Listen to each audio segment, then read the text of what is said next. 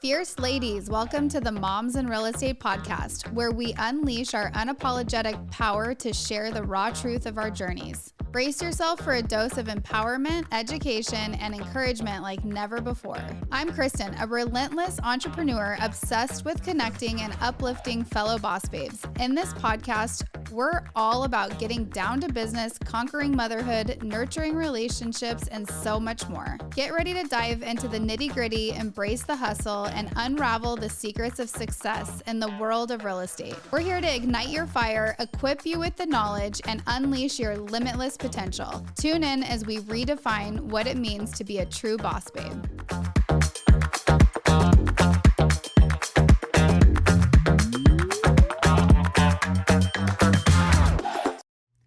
Girls, today's episode of Moms in Real Estate is a little bit different than what you're used to, and that's because it was actually recorded at a live event where I interviewed Heather out of Ohio all about her listing strategy. You guys, she sells nearly 100 homes a year and is just such an amazing mom in real estate. You guys have heard her on this podcast before, and I wanted to make sure that this recording got dropped on the Moms in Real Estate podcast. So let's hear it. You did not have a lot of listings, but yet you were showing up on social.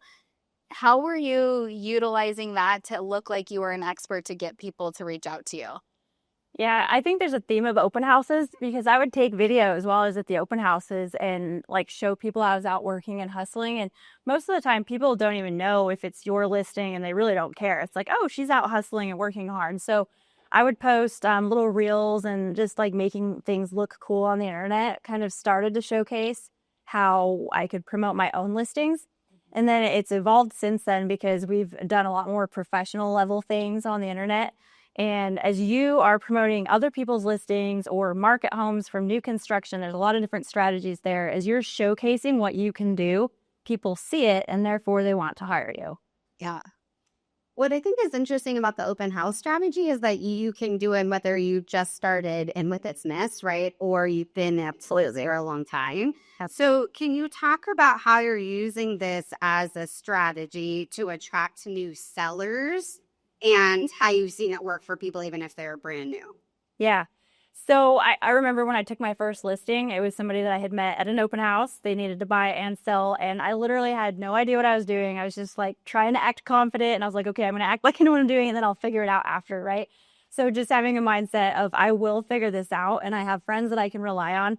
And so then just being able to, every single time you take a listing, whether it's your first one or it's your 500th, you need to follow the systematic process and making sure that you deliver consistent results for every single listing that you take. And so being able to just like going to different listings from other agents or hosting those open houses, you can take that and be consistent. As the consistency happens, I think that's where the magic is. Can you break that down a little bit? So what are those steps that you're doing consistently for each one? So like to activate a new listing and now how I promote it. Okay. So at this point, you've done a full great onboarding process. I have a lot of email templates with video recordings that I'm just sitting in like a cute kitchen in the background. And those processes start from the very first phone call or point of contact. So anytime I get a new lead, whether it's in an open house or it's a phone call or someone reaches out on social media, I am always going to be putting my very best foot forward. And in some of those templates that I have saved that I send out immediately after that first phone call or point of contact, you're going to find the Google business page that we've been building out our reviews. You're going to find a copy of our listing presentation, the little consult package that I use. And you're also going to find some links to examples of videos that I've done on past properties.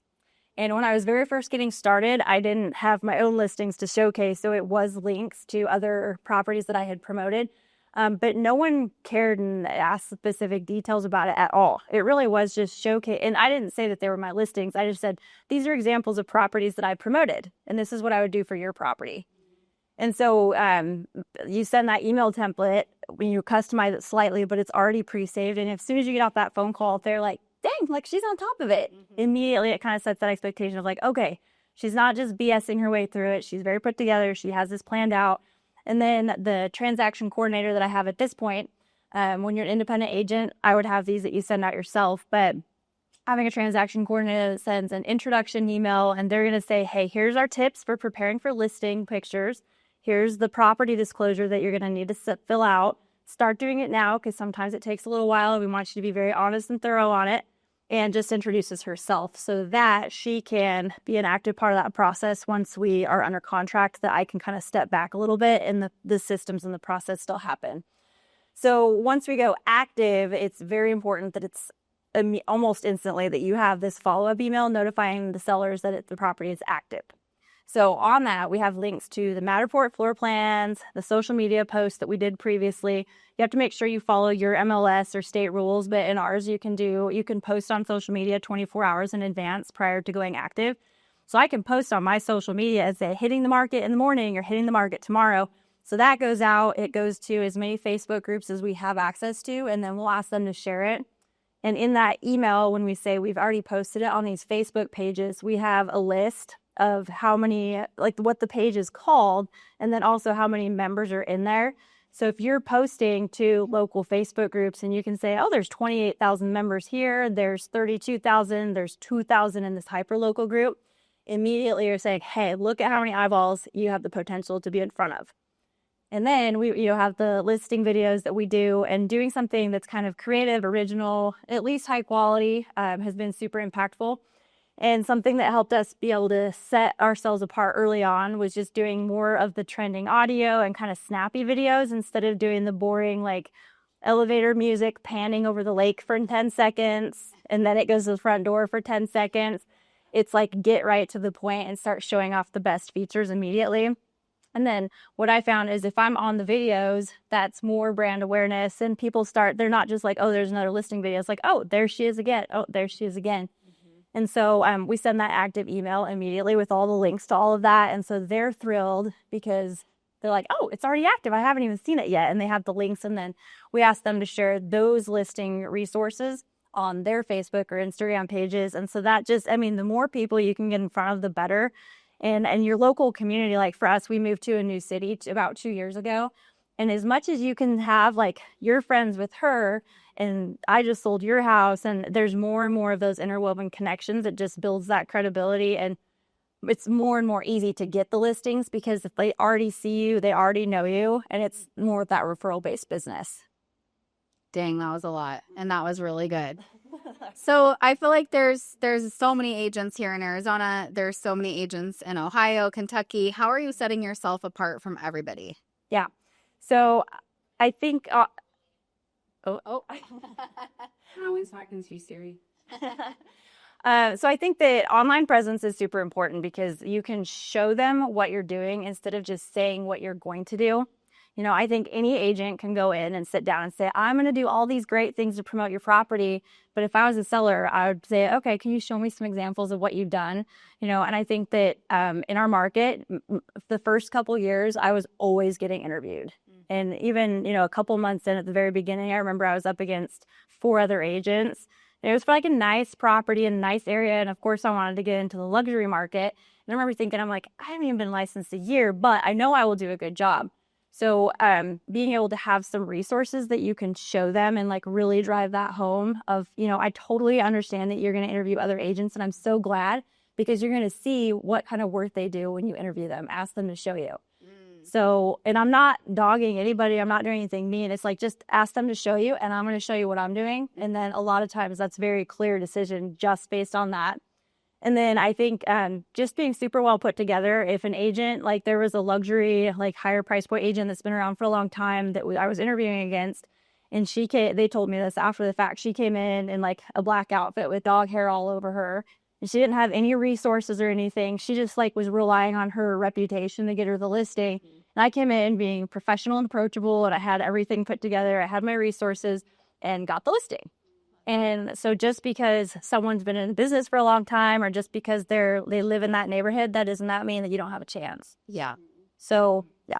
I love the reminder to report out what you're doing. So all the way back from what you shared about how many people are in the Facebook group that you're sharing it to, how many eyeballs are getting to see your property. I think sometimes you have these great systems and consistent processes, but you don't have anything documented showing exactly how many people are seeing it or what kind of impact it's having. So I'm curious, and putting that into place to make you feel more confident, winning them appointments. Like, I'm not here to interview anymore. Like, I know that I do things differently. And if so, what other tools did you leverage or would help you kind of get to that place of like, I know I'm supposed to be here? Yeah. So like I said, as soon as I get off that first initial point of contact and I send that email that has all those resources, those videos are there. And so most of the time, if they're the kind of client that I want, they're going to look at the links and they appreciate it and value it. So they've already looked through all of those resources. So when I get there, they're just kind of like, hey, we want to show you our house. And you're just sitting down and like sealing the deal rather than having to interview aggressively for it. Your interview is online and you just seal the deal in person. I love that. Let's talk about marketing. I know that you guys do a really great job at marketing your listings. Where do you get your inspiration from? Yeah, so some of it is other agents just online. So, there's so many great agents here and from all around the country. And so I have a little folder on my Instagram that's a collaborative with my person that's helping me with social media. And my husband and I will just use those as resources to go back to and be like, hey, that was a really cool idea, or that was a really cool edit. So like some of the things are trending, like someone like jumps into a cup and splashes. I did that. I like that one. Was that Brad's? No, well, I don't know. I don't know where it came from. But using other agents' ideas and inspiration, and then also just thinking about what you personally bring to the table and your hobbies and what's fun to you. Because we took a $1.5 million listing that had been on the market previously with another agent, and it sat for 6 months through the spring and the summer, and they didn't get any offers. So the sellers are naturally frustrated. They came to me in September, which is like my least favorite time to list a property. I'm like, okay, this is a canceled listing. You didn't get any offers. But being able to, it was a horse property. So it had a horse barn. It was on 15 acres. It had a pool. It was like this beautiful luxury property. And I grew up doing horse shows and competitions. And so I brought my like breeches and boots and my helmet and I like talked in front of the barn. And then I actually jumped into the pool. So we had like some really cool edits that I'm like, this is totally me. I'm like, I love to be outdoors. I love the horses. So incorporate your personality. And just like be creative thinking like what's unique about me and how can I incorporate that? Yeah, that takes it to a whole other level. I love that. How does that lead into how you deal with downward pressure on compensation and conversations with your sellers about compensation in general? So either what they're going to pay you and that sort of here's my value, here's what I provide. And then also the flip side and how is the rest of the compensation conversation going to go? Yeah. So obviously the compensation conversation changed a little bit when all the NAR stuff came out. And so the way I approached the compensation was I no longer necessarily have to negotiate the buyer's compensation. They're going to write that in their purchase contract. My fee is this. And so what I do, I always go through the full value proposition of everything, like build the rapport and all of that. And then when I get to the listing documents, I explain, here's my fee and here's everything that's included. All of the marketing that we talked about, all of the services that we provide, all the communication, my expertise and experience, and just summing it up. And sometimes like they will ask occasionally, they'll say, well, will you do it for less? And I say, my fee is 3% and I know I'm going to do a great job. And so I would love for you to hire me and I'd love to work with you through the process. I just don't leave it up for negotiation. And, there's occasionally a situation where there's a referral fee because it's another agent hiring me to do it or something. But I think just being firm about like, this is my fee. And, sometimes, especially on certain types of properties, if you're going to invest the marketing budget and you're going to do all of the work for it, you get to determine what you're worth. Yeah. I think one of the things I've heard for a long time from people is that they're frustrated just with the lack of communication from their agent. And I want to go back to these templates because I want the crowd to know like more specific on what those emails look like that you're sending out to your clients. Sure. So I know there's a lot of different ways that you could do this through your CRM, but I think it's super easy just to use Google. We have Google Forms and there's email templates that you can save, right? And within your Gmail, your email system. So we have everything labeled from start to finish, like sellers, initial introduction, thanks for jumping on the call with me. Here's the TC, like the full process. They're labeled buyers and sellers. And most of those emails, like the major land points, I have a video that I've pre-recorded. So I'm just sitting in like a cute little kitchen and most of them are like 1.5 minutes to 2 minutes long. They're not super long. They're just like the high level details of what they need to know. And we send those before they're going to start asking the questions. And by doing that from the very beginning, you're setting a standard of you don't have to light me up. You're never going to be left in the dark wondering. You're always going to have that information. And so by having the videos there, again, like being able to have them see your voice, hear your face, hear your voice, hear your face, and have the information that they need. It's so helpful in the communication. And then once I have done the part that I need to actively be involved in, that's when the transaction coordinator steps in and is sending these emails. But again, it's all my face, and like our email signature has my face and my husband's face, and then the TC is on there just in like a smaller portion. So it still is like, feels like it's coming from us at the Pilcher team email. But being able to leverage that out helps me be out in production or be doing other things while the systems are still working. And those clients, whether the buyers and sellers, always have those updates. Yeah, I love that. How do you communicate market data or market trends or kind of that boots on the ground, here's what I see kind of information to go potential sellers and then people maybe who've been sitting on the market for a little while if the listing doesn't sell right away? Then what does that process look like for you? Yeah. So one of the things that I just always go back to, I'm like, selling a process is a very emotional thing. And I know you have so many memories here. I know that so many things have happened and this is a big step for you. And so why you're hiring me as a professional is to be able to represent you on a professional manner and provide statistical, data-driven decision-making. Now, ultimately, you are the decision makers. You get to decide however we do this. There's always multiple ways to execute, but I'm going to give you my best advice and I want to counsel with you about what we're going to do.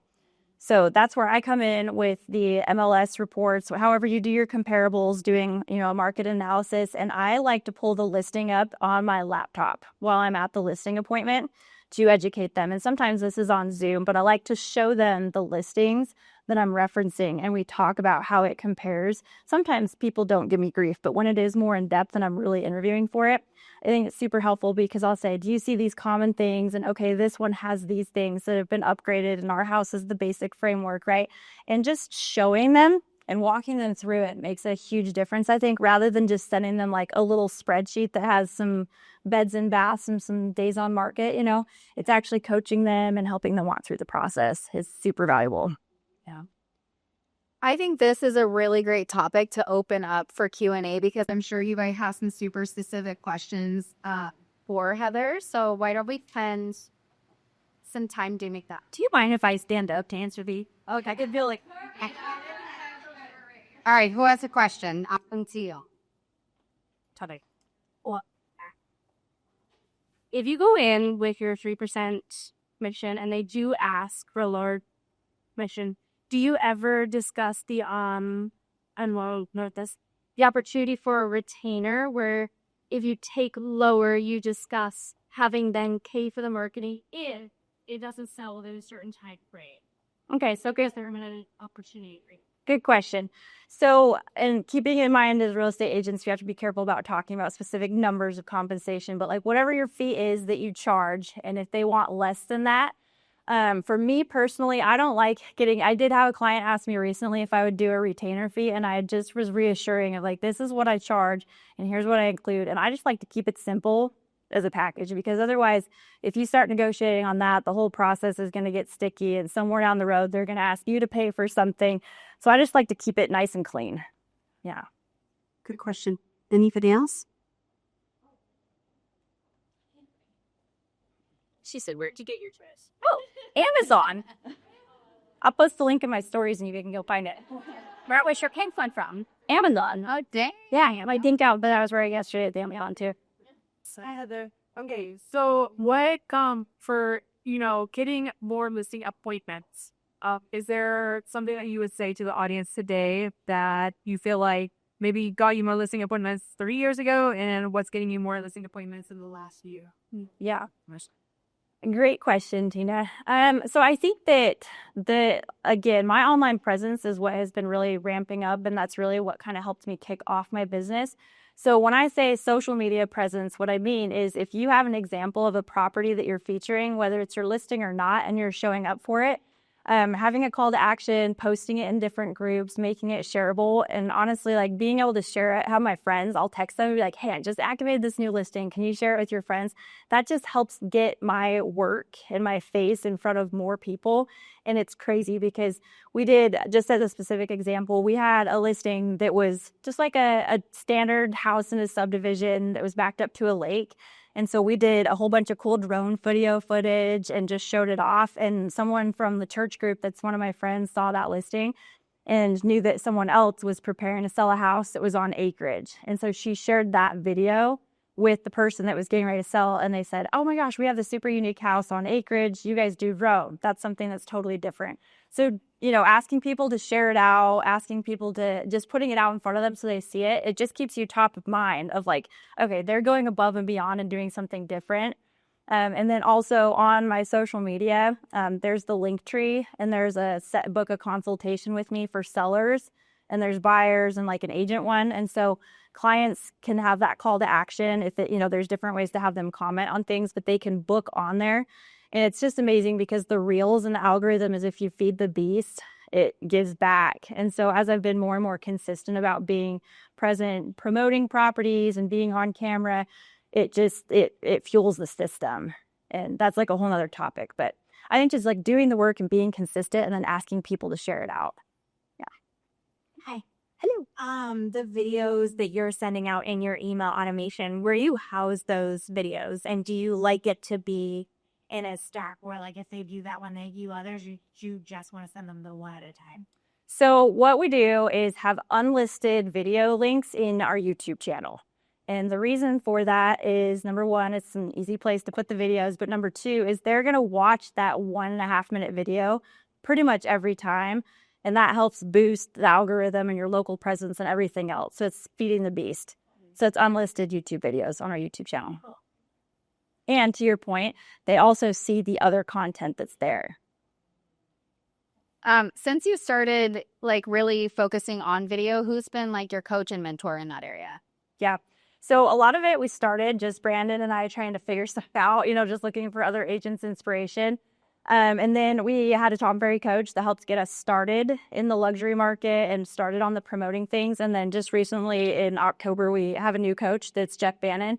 And he's been awesome. He's just focused hyper on Instagram and YouTube.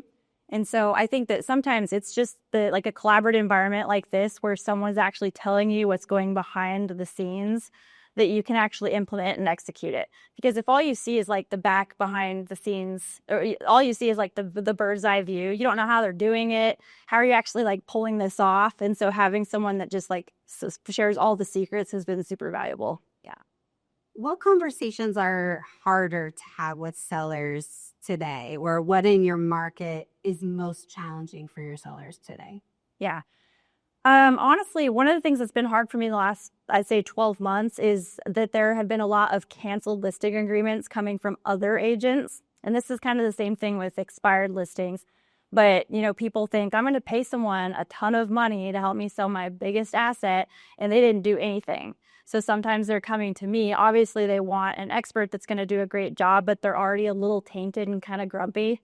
And so sometimes that can be really hard. I think that normally through that first conversation, I can talk through, again, it's showing evidence of what you do consistently that helps kind of like validate and reinforce and settle them of like, okay, like you're going to take care of us.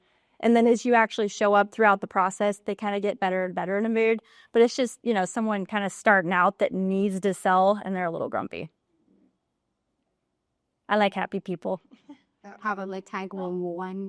I definitely feel like if anyone's grumpy and you come around, they're going to smile. So I like to smile. yeah. All right, one more question. One more. Now's your chance. She's going to take it if you don't have the question. Okay. Hey, to stand up. How do you check in with your sellers on updates on their listing? Yep, great question. So if it's an active listing, they're getting a weekly email that is a summary of the activity report. So it has comps of what's active, that's new, what's sitting on the market. It's showing anything that's gone pending and also sales so that they're aware of how things are changing if it's sitting on the market.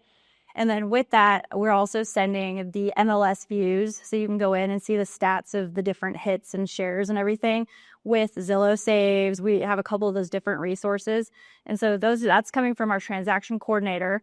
And so that's an automated thing. But then I call just once a week and just touch base and like reconvene exactly what was prepared and sent in that email. And then once it goes pending, there's that full email campaign that we have prepared in advance. But I still call at least once a week, unless, if something else pops up that we need to talk to, obviously I call. But it still is once a week phone calls for me. Do you do that? Sorry, Edward. Do you do that through like a photos type system, or is it just a basic email, whatever? So all of the emails are just going from Gmail because that's where we have everything saved with all the, links and templates in the back end with the videos. And then I have my routine on Thursdays is when I make my calls to my, active or pending clients. And that's been really good because that's the feedback of like, no one's ever like, man, I haven't heard from her in weeks or months at a time. And a lot of agents are doing that. They post and ghost. It'll be on the market for a month and the sellers are like, are you still out there? So just being super consistent that way. All right, last question. What's next? What are you working on? I need some great who's in my life. So there's the book, Who Not How, and I need good people. The support and the staff, the agents that you have supporting are super, super important. And at the amount of volume that we're at, it's like, okay, something's got to change. And so it's trying to strategically figure out how to structure that in a way that, our finances can still make the goals and progressions that we have, and then also be able to get back that freedom of time. Yeah. Love that. Thank you. Thank you. Thanks, friend, for listening to the podcast. We love having you in our community. If you enjoyed our podcast, please leave us a review or share it with a friend. Also, we'd love to connect with you on Instagram. Go follow us at Moms in Real Estate.